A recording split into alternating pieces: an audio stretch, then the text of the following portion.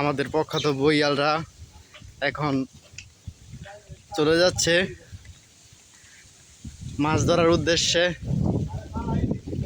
এই যে আমাদের সামনে আছে আমাদের নুর আলম ভাই, তিনি প্রকৃত বইয়াল, প্রফেশনাল জাল্লা 2। আর আমি আছি টিক্কা কাশেম।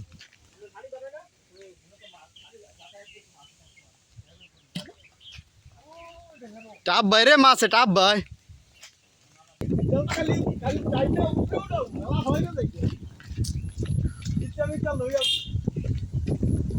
দৃঢ় বিশ্বাস আমরা মাছ পাইতাম না, লাগে আমরা মাছ লোয়া লাগেও কিছু আনি নাই।